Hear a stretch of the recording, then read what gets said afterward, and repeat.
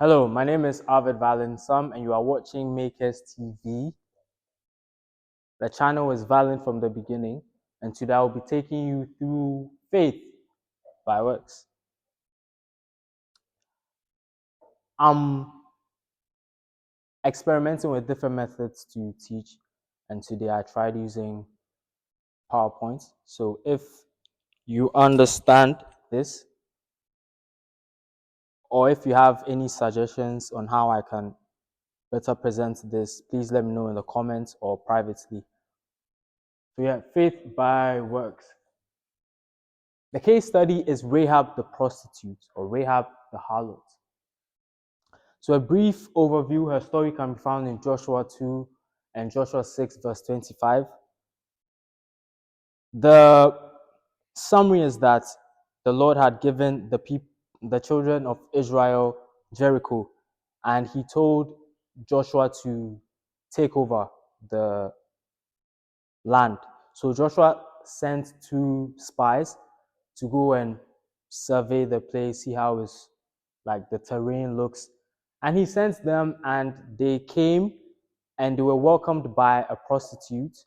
She took them in, and the king of Jericho got to know about it, and he asked the prostitute Rahab to turn them in, but she managed to save them, and they escaped, and they swore an oath that they would also save her when they come to destroy the place. So Rahab and her family were the only people in Jericho who were actually saved from that siege by the children of Israel. So that's in Joshua 2 and Joshua 6 verse 25. These are the scriptures at hand for your personal study. I put them there so that it would be easier to go through all of them. So let's start with James. James says, my main is on verse 25. Likewise, also was not Rahab the harlot justified by works when she had received the messengers and had sent them out another way? James says Rahab was justified by her works, but a matter is established with 2 or more witnesses. So we see Paul saying the same thing. By faith, the harlot Rahab perished not with them that believed not, when she had received the spies. I've put keywords there so that you can follow me as I go through this progression. So there's no doubt that Rahab was a sinner. I mean, she was a harlot, first of all. That was basically her qualifier. Rahab the harlot, Rahab the prostitute. She was of the children of Jericho. So she was a sinner pro max, if you should say. So there's no doubt that she was a sinner. However, she was not under the law. Remember, the law was given to the children of Israel through Moses. So the law was by Moses. But the children of Jericho were not under the law. So Rahab was not under the law. And Paul says, even though we are all sinners and death has passed over all of us because of Adam, where there is no law, sin is not imputed. So for until the law, sin was in the world. So sin was already in the world from Adam, by one man, Adam. But sin is not imputed where there is no law. Legally, sin is not imputed because there is no basis for imputing that sin. There is no law. There may be a basis, but there is no law, if I say it like that. So the law there is the covenant, the 10 commandments. If you don't know this, the 10 commandments is what we call the law. So let's go through Rahab's setbacks again. She wasn't an Israelite, so she wasn't a child of Abraham. Not a child of Abraham. She wasn't of the circumcision. She was a heathen, and she wasn't under the law. She wasn't under the law, or she wasn't under the 10 Commandments. David says something. David says, "Blessed is the man unto whom the Lord imputeth not iniquity, and in whose spirit there is no guile." Remember, Paul says, where there is no law, sin is not imputed. And so David also says, "Blessed is the man unto whom the Lord imputeth not iniquity, and in whose spirit there is no guile." So blessed is Rahab.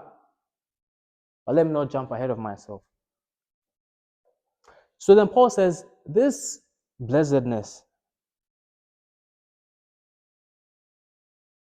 is it only for the circumcision or for the uncircumcision also? Because we say that Abraham his faith was reckoned to him for righteousness. So Paul actually stated that the previous scripture, and he's expounding something. He's going through Abraham's, the journey from faith to righteousness. So Paul says, this faith being accounted for righteousness, it didn't happen when Abraham was circumcised. It actually happened in his uncircumcision. So how was it then reckoned? Was it when he was in circumcision or uncircumcision? Not in circumcision, but in uncircumcision.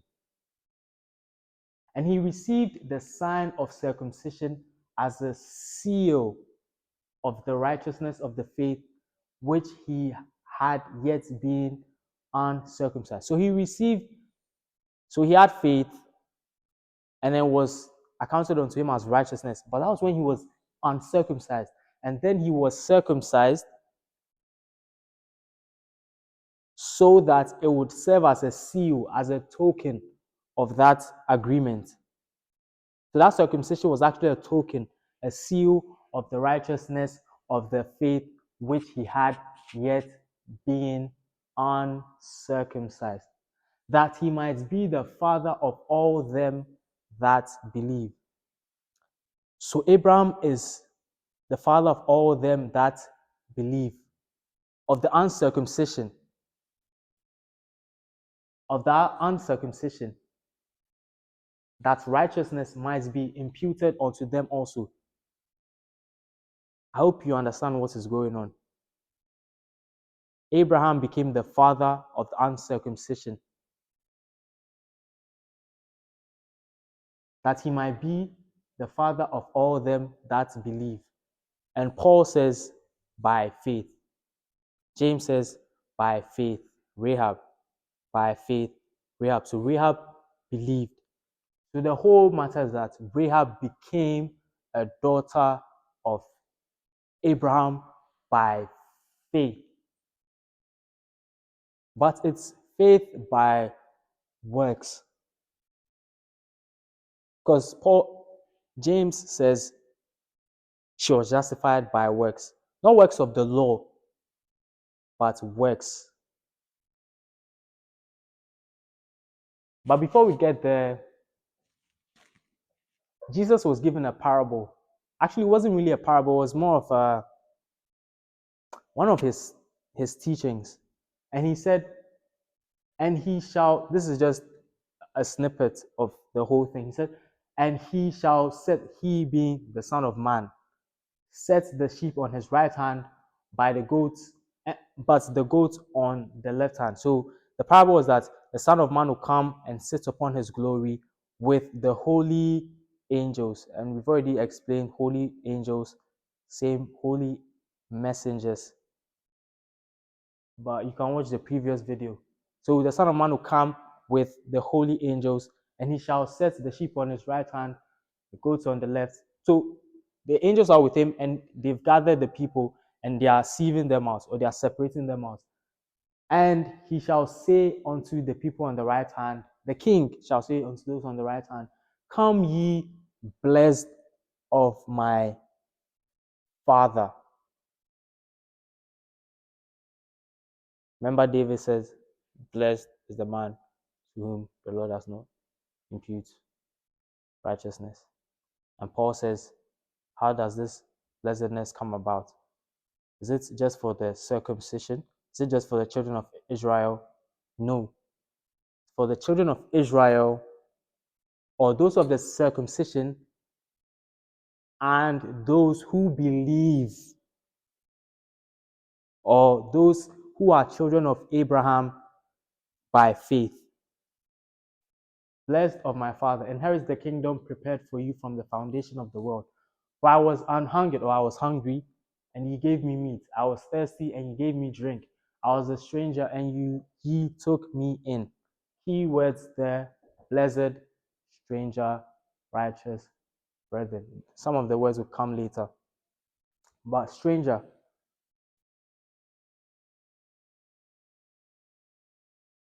I'm trying to explain that bit stranger. I'm trying to show you that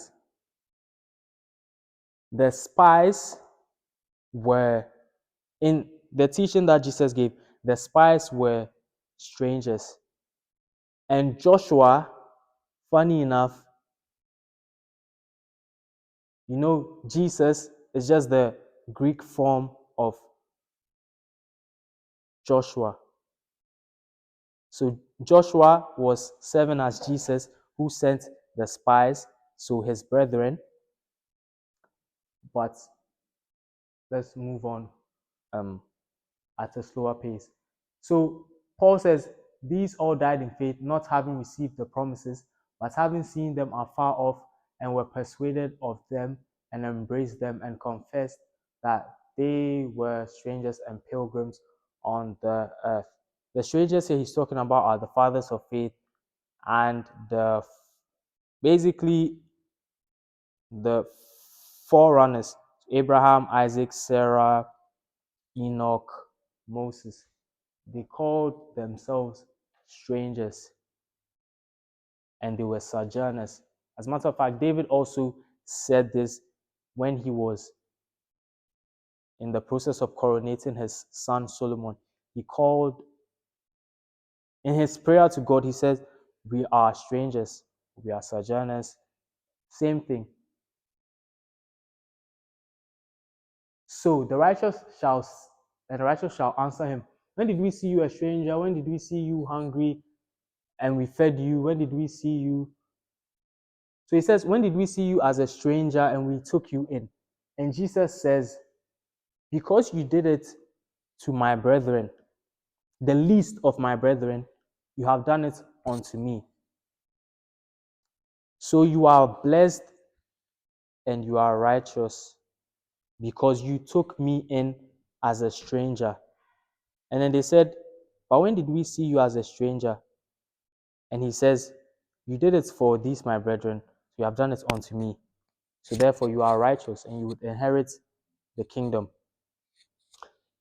So juxtapose that with the story in Joshua. Rahab took children of Israel and hid them. So strangers, children of Israel, strangers, Hebrews. As a matter of fact, I believe Hebrew means strangers.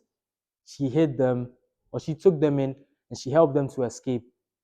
So in the New Testament, it is equivalent to her taking in Jesus taking in Jesus and helping Jesus escape.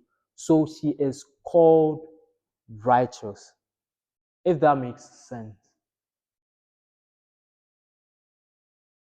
So that was her work. That was the work by which she was justified. She took them in. You can even see James saying, likewise was not Rahab the harlot justified by works when she had received the messengers and had sent them out another way. So she was justified by her work when she received them and she helped them to escape. So she was called righteous, or she was justified,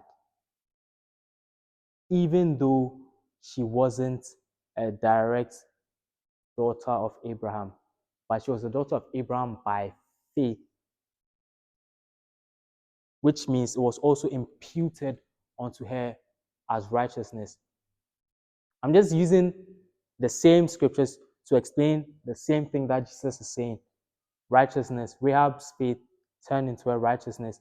Jesus is saying the same thing there. So I hope that makes sense. You can comment down below if something was unclear or you would want me to present it in a different way. If you have any other suggestions, you can send me a message by email. I believe it should be there. And I pray that the Lord will help us in the future series. If you also want to support us, the email is there. If you want to get any other information, let us know. Thank you very much, and this is goodbye.